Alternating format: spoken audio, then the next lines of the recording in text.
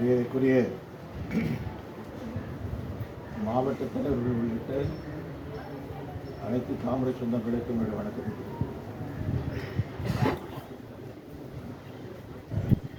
மோதல்ல ஆரம்பிக்கக்கூடிய உறவு அப்படிங்கிறது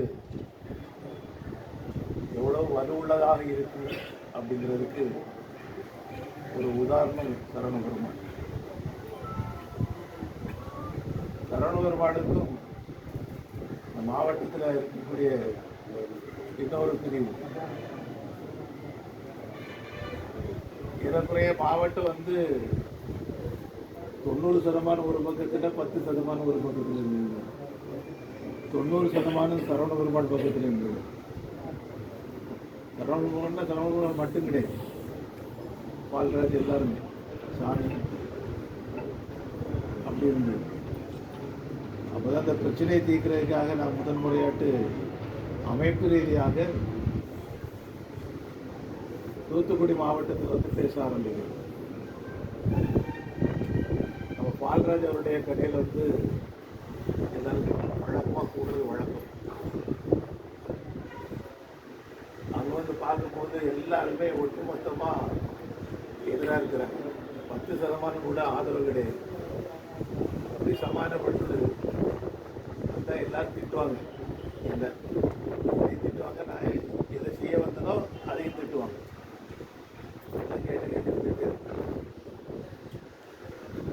ஒரு டீ மட்டும் வாங்கி தருவாங்க, சாப்பாடு கூட வாங்கி தருவாங்க. அவ்வளோ ஒரு கடுமையான தன்மை. பேசி பேசி பேசி பேசி ஏறக்குறைய ஒரு 10-15 ஆயிரத்துக்கு வந்திருப்பாங்க. அவங்க அவ்வளவுதான் அப்படியே மாறிட்டாங்க. மாறி என்னாச்சுன்னு சொன்னால்,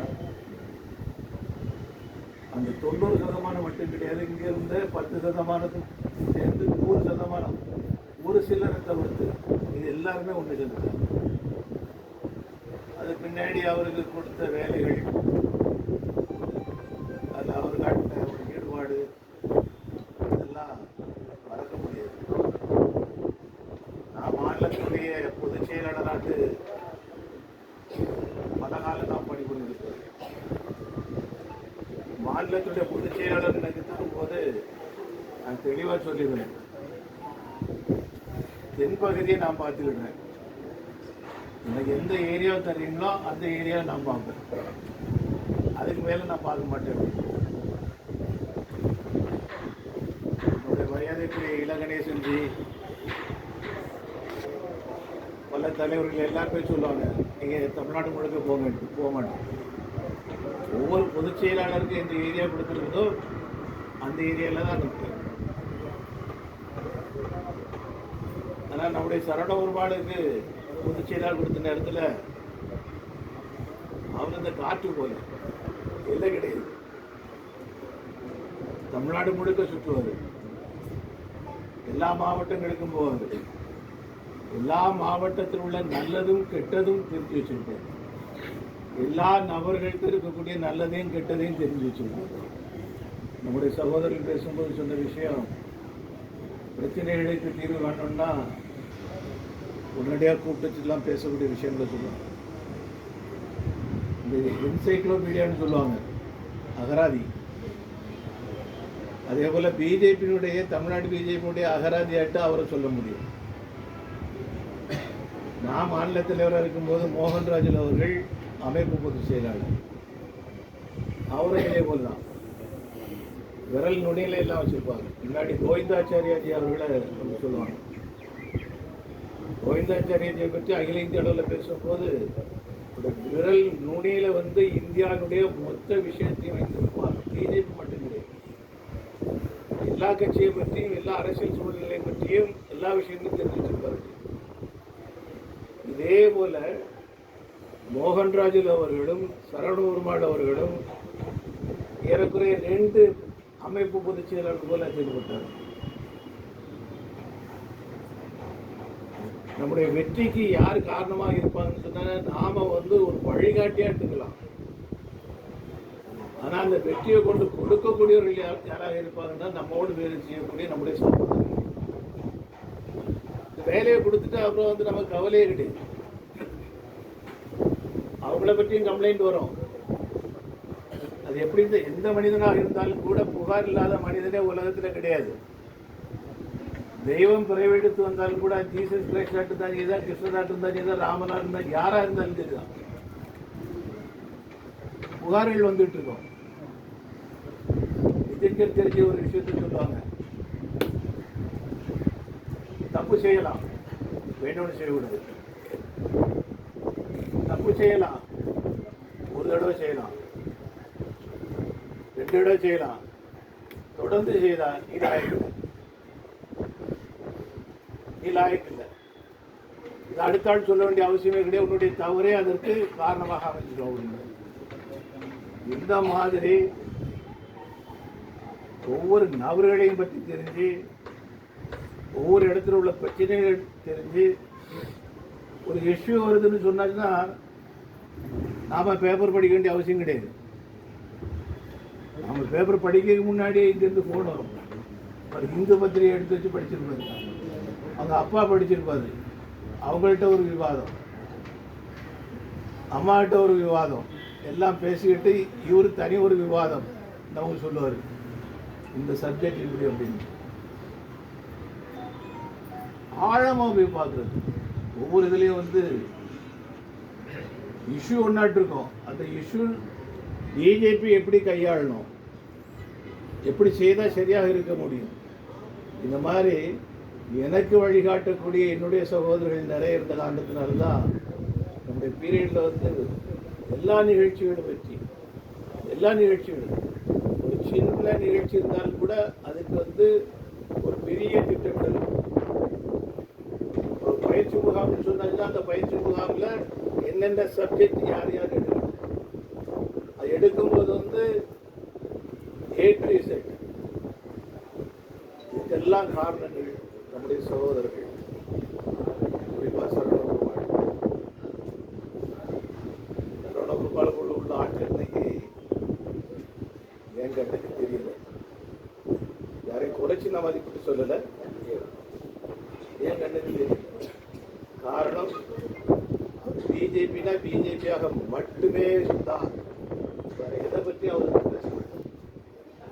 வந்தாலும் கூட ஓரம் கட்டி விட்டுருவார். அப்படிப்பட்ட ஒரு மனிதர். அவர் நீண்ட நாள் வாழ்ந்திருக்கணும். வாழ்ந்திருக்காருன்னு சொன்னால் பிஜேபிக்கு அது ஒரு மிகப்பெரிய ஒரு உந்து சக்தியாக அமைந்திருக்க முடியும்.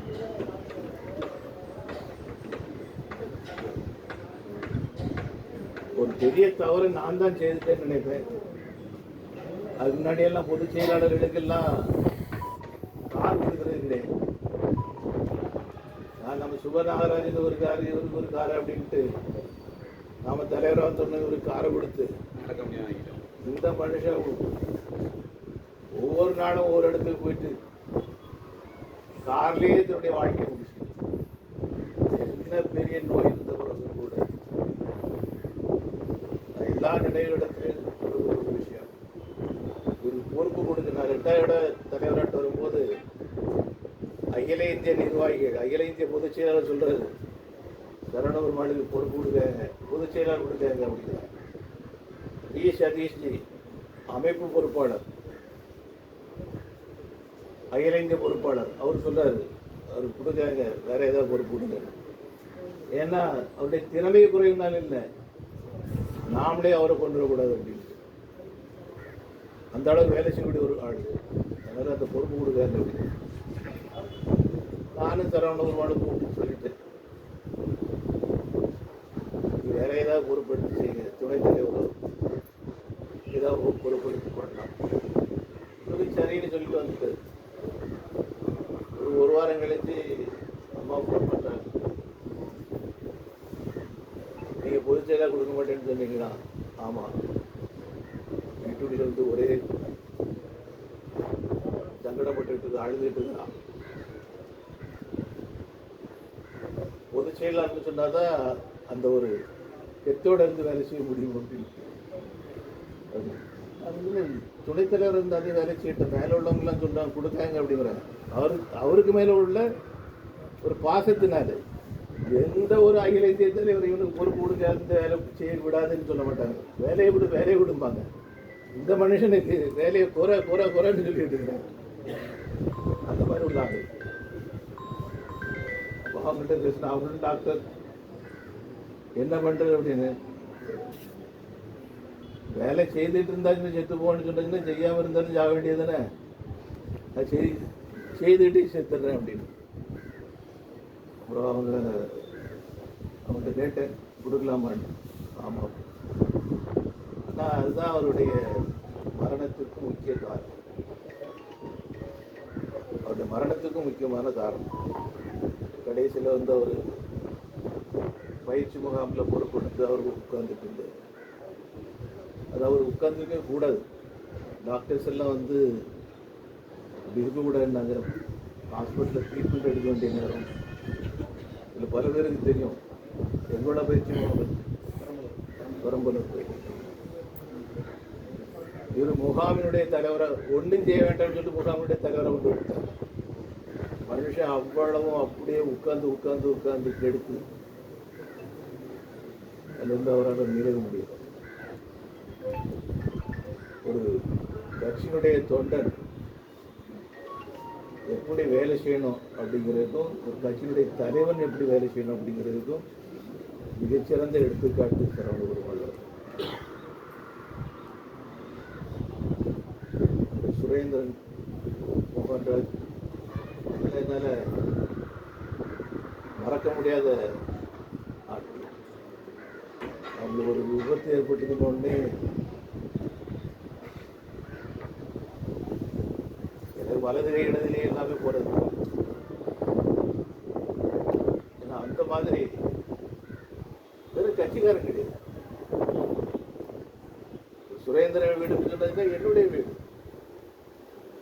அந்த வீட்டில் எந்த ஒரு விஷயம் மட்டும் இருந்தாலும் என்ன முன்னால வச்சு செய்வாங்க. சரவண பெருமாள் வீடு இருந்தால் என்னுடைய வீடு, எதுவாட்டு இருந்தாலும் என்ன முன்னாடி வச்சு செய்வாங்க. மோகன்ராஜ் வீடு இருந்தாங்க, அது என்னுடைய வீடு, எல்லா விஷயங்களும் என்ன முன்னாடி வச்சு செய்வாங்க.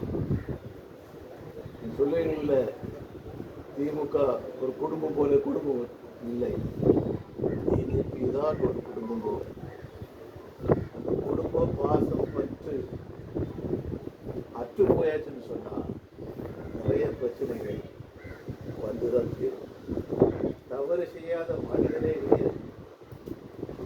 அந்த தவறை மட்டும் மனசில் வச்சுக்கிட்டு நாம் கட்சியில பாகுபாடுகள் பார்க்க ஆரம்பிச்சோம்னு சொன்னா கட்சியை யாராலும் காப்பாற்றும். எனக்கு பல தலைவர்களோட நான் பழகியிருக்கிறேன், கலைஞரோட நான் பழகியிருக்கிறேன். அம்மா ஜெயலலிதா அம்மாவோட நான் பழகியிருக்கிறேன். பிஜேபியில் நிறைய தலைவர், கம்யூனிஸ்ட் தலைவர்கள் எல்லாத்திலையும் பழகியிருக்கிறேன். அந்தந்த இயக்கத்தை அவங்க எப்படி காப்பாற்றி கொண்டதுக்கான இந்த ஒரு பாச உணர்வோடு கூட தான் முடியும். குறிப்பாக கலைஞர் இதெல்லாம் நாம் வித்தியாசப்படுத்தி பார்க்கக்கூடாது. அவருடைய கொள்கை நமக்கு பிடிக்காம இருக்கலாம், நாம அவங்களோட கூட்டணியில் இருந்தவங்க தான். ஆனால் அவங்களுடைய விஷயங்கள் எந்த அளவுக்கு அவங்களுடைய கட்சியை அவர்கள் ஒருங்கிணைத்து வைத்திருந்தது, இதை நாம் உணரும். சங்கம் எப்படி இருக்குது, சங்கையே 100 வருஷம், 100வது வருஷம் எப்படி வளர்ந்தது, அந்த ஒருமைப்பாடு, இந்த உணர்வோடு கூட நாம் நம்முடைய பணிகளை தொடர்ந்து செய்யணும்.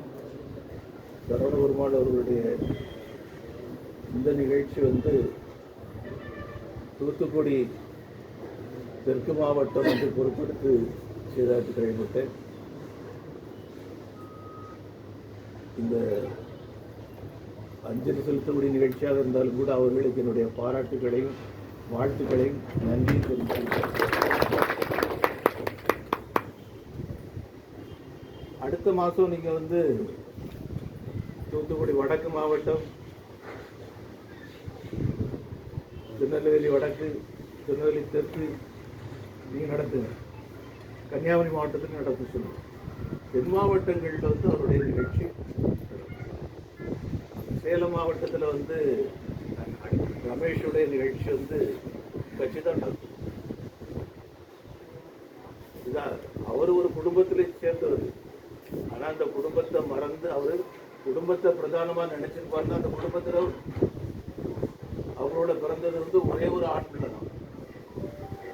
அவர் அவருடைய குடும்பத்தை நினைச்சிருப்பாருன்னு சொன்னாருன்னா இந்த காலை கொண்டு அவர் நடக்க வாய்ப்பே கிடையாது. எந்த மனுஷனும் குடும்பத்தில் உள்ளவங்களும் அனுமதிக்க மாட்டார். அவருடைய செலவு முழுக்க பார்த்தது வந்து டாக்டர். எந்த பைசா நல்லதுதான் கொண்டாந்து வீட்டுக்கு போட்டு கொண்டு அன்னைக்கு கட்சியில இருந்து கொடுக்க கட்சிக்கு பணம் கிடையாது. நாங்கள்கிட்ட வாங்கலன்னு அவர் வாங்கக்கூடிய மனசும் கிடையாது, நமக்கும் அந்த பழக்கம் கிடையாது. அந்த பிரமாதமா அவர் வேலை செய்தெல்லாம் வந்ததுக்கு காரணம் அந்த குடும்பம். அதனால சரண ஒரு மாள் அவருடைய நிகழ்ச்சிகள் அது வந்து குடும்பத்தில் நடந்தா குடும்பத்துக்கு நாம நடத்தினா சரண ஒரு மாள் பிஜேபி கட்சிக்காரன் நமக்கு ஒரு ஆதர்சமான ஒரு உதாரணகரமான ஒரு மனிதராக இருக்கிறார் அப்படின்னு நாம ஆண்டுதோறும் எடுத்துக்கொள்ளலாம் முடியும். அதனால இந்த வருஷமே நீங்க வந்து மார்ச் மாசத்துல ஏதோ ஒரு நாளில் நீங்க உங்க மாவட்டங்களில் நீங்க பண்ணுங்க. அடுத்த பண்ணுங்க. பெரிய